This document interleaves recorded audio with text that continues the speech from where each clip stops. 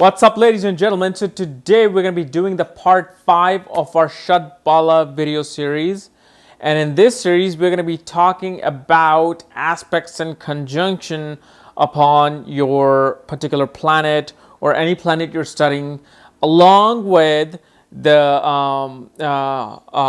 planetary wars and combustion of a planet. Because then these parts become far more important, because once you start going by looking at the sign placement, the house placement, the directional strength, temporary friends or enemies, now you want to see what kind of a site a planet is having.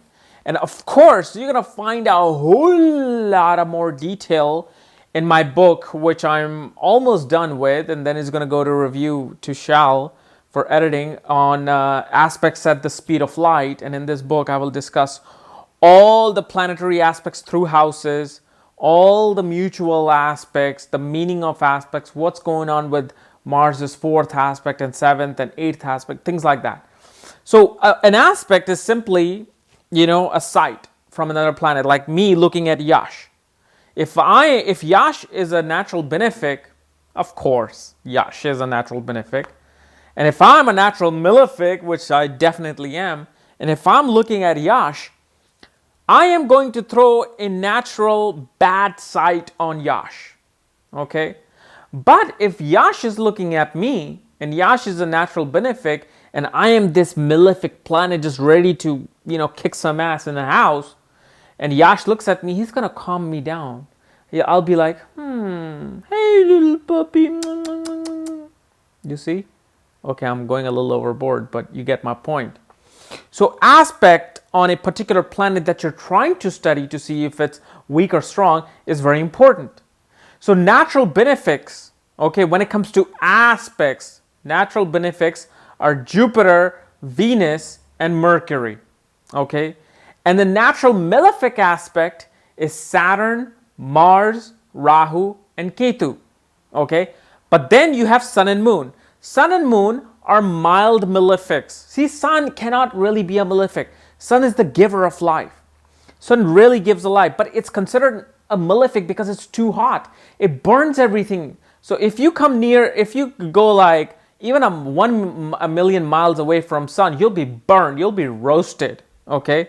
You have to be 93 million miles away in order to reach the good side of the Sun. So we pray to the Sun. So this is why, it's like either a fire can cook the man's food or it can cook the man itself. This is why it's considered malefic, but it's a mild malefic, okay? And Moon is considered malefic and benefic depending upon if it's waxing or waning. If you have a waxing moon in your horoscope, it's going to give a positive aspect. If it's a waning moon, it's going to give a very depressed aspect. So you have to see if it's a natural benefic, or a mild malefic and benefic. You have to see. So if Mars is having an aspect from Venus and Jupiter, then Mars' significance is becoming a lot more positive.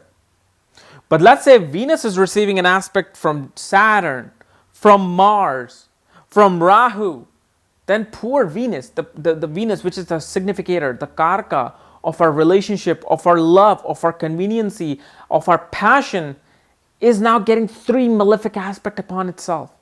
Doesn't matter if Saturn is a natural friend of Venus. It's still giving its natural significance of malefic aspect on Venus. So Venus is going to be under pressure from Mars, making it more aggressive. From Saturn, bringing like a very realistic, cold, and unromantic relationship in life, bringing more responsibility through relationship. And Rahu, even though Rahu is a friend, he's still adding an element where Venus is going to be forced to be in a very unorthodox relationship that the community will not agree to. So because, let's say Venus is a strict Muslim, okay, and Venus falls in love with a Hindu, falls in love with a Buddhist, Venus will feel it from its community that how dare you marry somebody out of your religion. So the natural friend and natural enemy thing doesn't matter in aspect. It's that natural significance that goes into it. So you see how you have to see if a planet is getting more benefic aspects than malefic aspects. Okay, so that way you will be able to see if it's 3-2, then it's winning the war. If it's 3 malefic aspect but 1 benefic aspect, then you know it's mostly going to be malefic. So then you have to assess from the first 4 parts to this part what is happening with the aspects. Then come to conjunctions. Same thing with the conjunctions. And you have already written a book on conjunctions at the speed of light, where I talk about 2 planetary all the way to 7 planetary conjunction and how to study conjunction. So if Venus and Mars are together, what does that mean? What is it doing? Well, you cannot have one answer, because first you have to see how close the conjunction is. Is it more than 10 degrees? Less than 10 degrees? Who has the lowest degree? Okay, because then I talk about in my book, planets with the lowest degree have more say. They're able to withstand malefic planets. Which house is the planet is ruling that is in conjunction with that planet? If a malefic planet, if Venus is with Saturn in conjunction, but this is for a Taurus ascendant, where Saturn is controlling the 9th and the 10th house, the most powerful houses in your horoscope, it's becoming a yoga karka. Okay, and then in conjunction with the Venus in the 4th house, it's going to give a certain type of result. Although Venus is going to have to focus and be responsible and be disciplined when it comes to relationship, the relationship itself will help this person rise in career, rise in status, will broaden their luck, will broaden their divine perspective about life. So you see how you have to study the conjunction. So, and there's a lot more to this than just this meaning, because you have to see like what houses they're ruling. Are they functional malefic, functional benefic? You know, so the conjunction matters in Shad bala concept. Then the next is combusted planet. So what is being combusted is when a planet comes too close to the sun, it loses all its power. Okay, so you have to see if there's a planet too close to the sun in degrees in conjunction to see if they're combust or not. That means, because if a planet is combust, it has lost all its power. But like in Vedic astrology, you know, there's these methods where they say if Jupiter is is at 12 degrees or less, it's combust. If Saturn is at 15 degrees or less towards the sun, it's combust. Where I just said, okay, let's put this analysis to practice. So when I was looking at 300-400 people horoscope, and when I saw, in my trial and error period, and I saw these combust planet, my conclusion is that a combust planet is really combust if it's below 5 degrees, below 6 degrees. So if Sun is at 20 degrees and Venus is at 15 degrees, yes, Venus is really combust. It's really heated and burnt. But if Venus is at 13 degrees and Sun is at 20 degrees, Venus is not combust. Venus is just in presence of its enemy Sun, and it's really getting heated now. It's really coming closer to the Sun. So remember, if Sun has the higher degrees and Venus has the lower degrees, that means Venus is going towards the Sun. So if Sun is at 20, Venus is at 13, Venus is coming to 14, 15, 16, 17. That means Venus is getting close to the heat.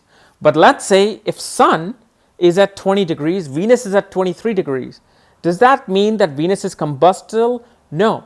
Venus is coming out of the combustion. What means Venus has left the heat of the Sun. Venus has surpassed the degree of the Sun. So although it's still heated, even at 3 degrees, it's not combust. It's like coming out of this fire and it's starting to feel the cool air. So you can't say it's combust because it's being now saved. It's coming out of the fire pool. But if you're going in the fire pool, yeah, you're going to be burnt as an end result. But when you're coming out, the end result is you're going to go further away from the fire. So these are the things that I discussed in more detail in my book, In Conjunction at the Speed of Light. And remember, Mercury is hardly ever combust when it's with Sun. Why? Because Mercury is the closest planet to the Sun. And being the closest planet, it's always in constant heat. So Mercury, for eons, has become used to Sun's heat. So when Mercury is close, he's just feeling the burn. He's like, well, I'm always burning anyway, whatever. Mercury is really combust when it's less than literally 1 degree. Like if Sun is at 23.2 degrees and Mercury is at 23.1 degrees or 22.9 degrees, that's when it's really combust and feeling that heat, and the person may not graduate school, may not graduate high school or college, and may just steer off somewhere else, because Mercury signifies education and writing and being an author and communication. But if it's below 1 degree, that's when Mercury is really not combust. It's heated. And especially you got to look at if the planet is exalted. If the planet is exalted and sitting with the sun close to it, or planets in its own Multrikon sign close to it, then it's still able to withstand that heat. He said, okay, you're in my house, sun. I know you're really a hot planet, but guess what? I'm the landlord. You're here on my domain. So better not burn me, because then you'll be out of the house as well. So what Saturn does, he'll automatically reduce his heat, even though he might be close to the planet. So you got to know all these things. And then you will go to the final part, which obviously I didn't discuss in the beginning, is the retrogradation of a planet. Okay, I have already made videos on retrogradation, but those are very mundane meanings that I wanted to make, because I know you guys would have suddenly said, oh, my Saturn is retrograde, so I am screwed. My Mercury is retrograde, so I am screwed. But now that you have watched and seen all the other videos, now I want to tell you a bit about retrograde planets. Retrograde planets obviously simply means that they are not going backwards, in the sky. They're only going backwards through our perspective, because Earth is going faster than the other planets. So when it goes faster than Mercury in its rotation, we see Mercury back there. Oh, hey! But Mercury is still going at its speed. But when in Vedic astrology or an astrological perspective, a retrograde planet means that it's closer to that planet. It's closer to Earth. Okay?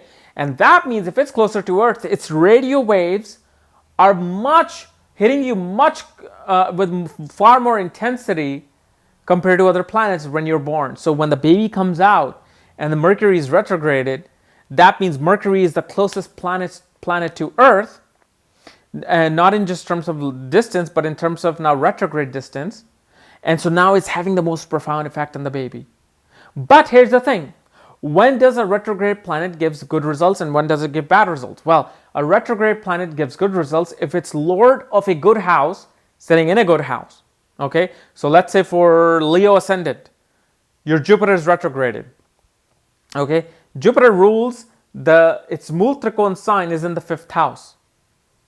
And if you don't know what Multrikon sign are, you should read my books and you'll know more. Okay, but Jupiter rules the 5th house, Trikon house, very powerful house. But if it's retrograde, and if it's retrograde in any of the Trikon houses, Kendra houses, or it's in the 2nd or 11th house of money houses, then it's in a pretty good position. So that means Jupiter is going to be like, hey, I am here in your life to give you massive amount of wealth. Okay.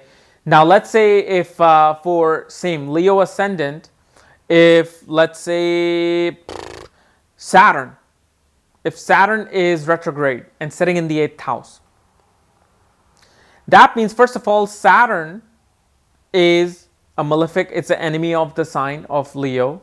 It rules the 6th house of obstacles, deaths, and diseases. And it's in the 8th house of death and rebirth and accidents and sudden ups and downs. So what is doing that retrograde Saturn is becoming more malefic. Even though it's creating that Viprit Raj Yoga, but the retrograde Saturn is creating a lot more setbacks in your life than you would have thought.